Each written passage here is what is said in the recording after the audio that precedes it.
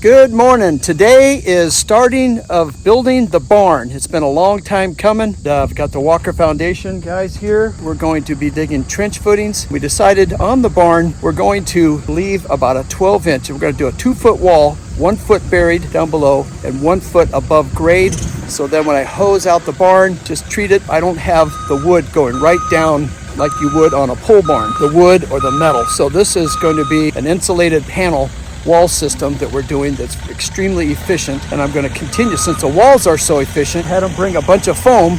We're going to put that all the way down to the footing to the top of the grade so that when we backfill, there's no thermal break. I can't get any cold north wind and whatever, anything underground coming in and adding additional cold to the concrete floors. I hope that makes sense. I'll show you that as we get through. So these guys are getting started offloading.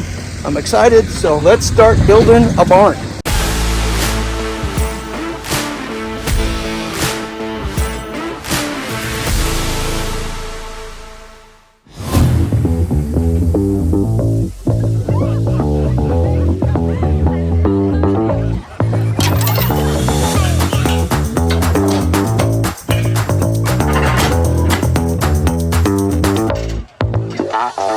There's the site of the barn. It's going to be 60 foot wide, 100 foot long, and I'm going to hold it out to the very edge because at that end, I want to eventually make it like a man cave, exercise room, kind of a hangout spot. So the views are looking to the north, all the trees, and I want to maximize as much front area here. See the wet spot? That's going to be where the front of the barn sits with the barn door. And right over there where Bob is, that'll be the side. There'll be another barn door going in there. So the gravel is going to simulate the parking area and entrance. So this end, which happens to be the south, as big as possible.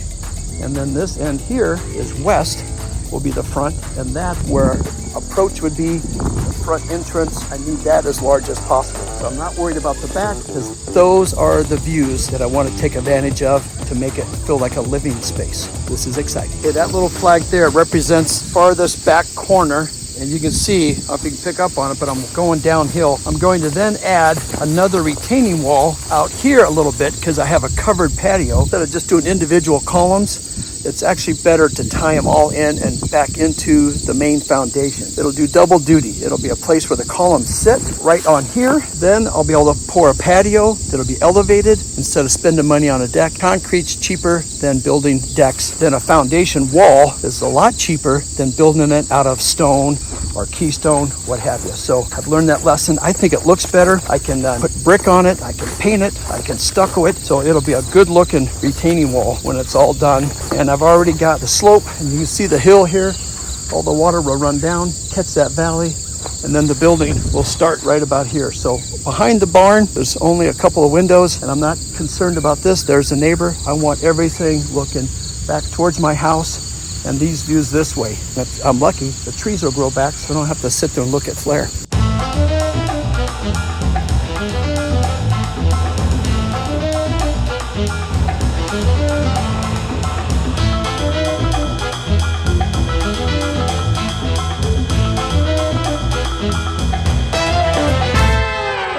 I'm gonna ask Bob here to explain to us all these things we've got going on. So looks impressive, and it looks like you need an education to run this thing. Well, it's actually not all that hard. It's kind of a steep learning curve, but once you get used to it, it's pretty easy. So you're on this tablet right now. You already have my job programmed into it?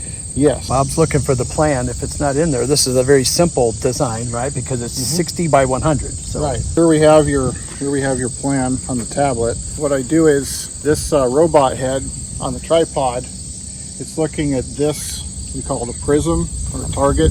All I need is 2 points. Like if you flag the 2 corners of the building, I set up on those, I make sure the stick is level, and then that shoots it.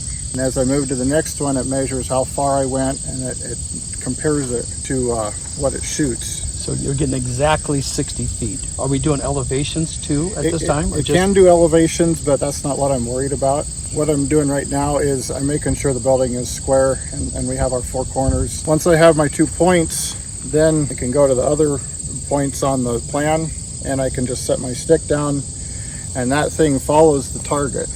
It follows it around automatically. So which one stays stationary? This one here? This stays stationary. Okay. I shoot my 2 points, and then it knows where it is in relation to those. And then it tells me if I want to go to the 3rd point or the 4th point, it'll tell me I have to go this many feet forward, this many feet left or right, and it'll set me down right on that point. A lot of times you'll see surveyors, there's always another guy out there holding the stick. Yeah. This is a one-man job. I can do this by myself. I heard you say you're leveling this up by turning these little knobs to Yes. get it perfectly level, and you're looking at the tablet Yes. to tell you. I need to get those numbers down to 0 or as close. You're barely turning those knobs, aren't you? Yeah. Doesn't take much. When you get down to the minutes and seconds, it's really close. Oh.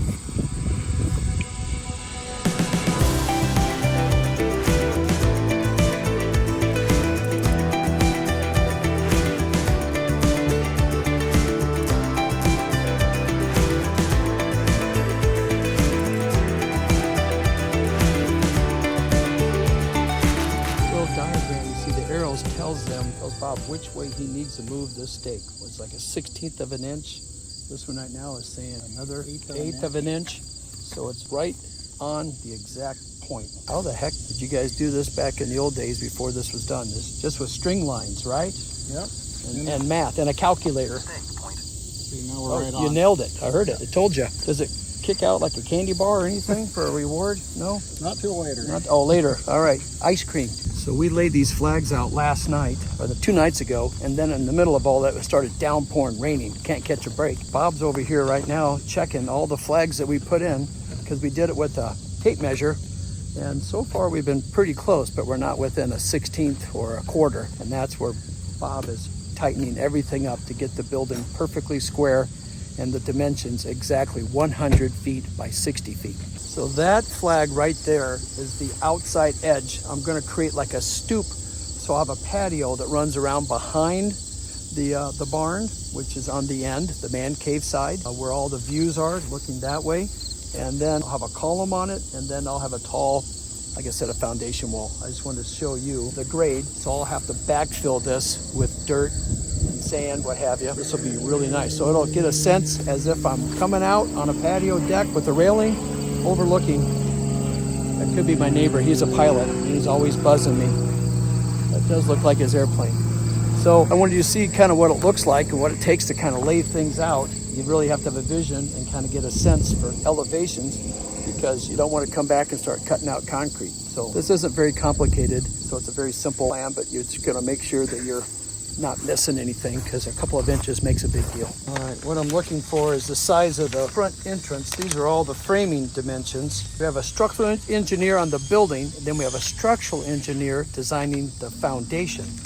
It'd be nice if it was the same guy did both, but for some reason the building people don't design the foundations. So I had to find someone on my own. Now I'm looking for the size of the exterior big columns, more of a kind of a showpiece that hold up the front gabled end with multiple columns. As I flip through, I'm not having much luck. You see an S on here?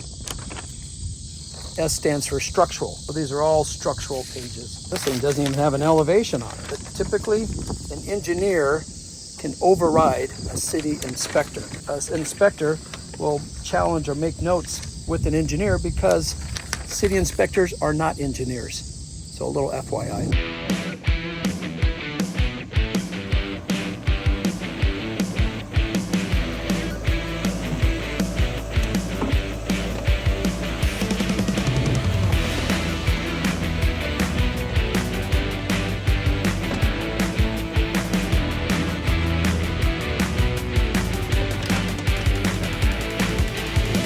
Okay, he's ready to start digging footings. Got the right size bucket on.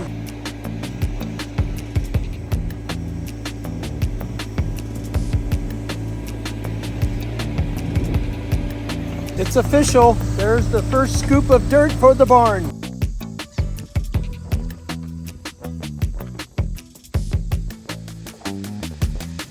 Okay, since Andrew beat me at the pond war contest, I'm gonna come up with a new one. How about who can build the barn the quickest? His barn got blown away. I'm starting with a brand new barn.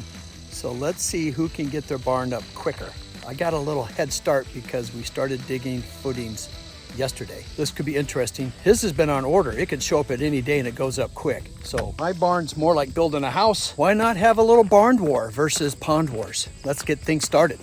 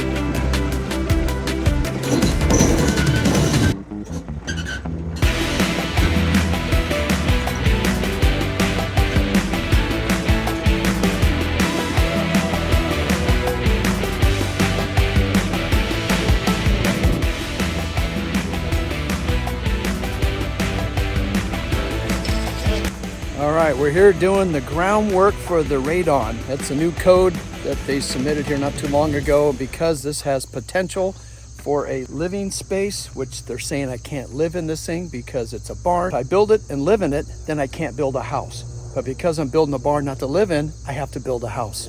Go figure. So here's all my plumbing rough in. Instead of going around the entire barn, they'll let me just do the space right where the living quarters are. So it's about 20 by 60, which isn't too bad. And to keep the guys going on a Saturday, they rushed this job because I missed the pour, because I didn't pass the inspection because I forgot to do this. I went and got Connie's donuts. So the Radon guys are all done. It probably took 2.5, 3 hours at the most. So now I'll have the inspector come, check it all out. My concrete guys got to come back, just do a little bit of grading, pull the plastic back over, and we can pour concrete.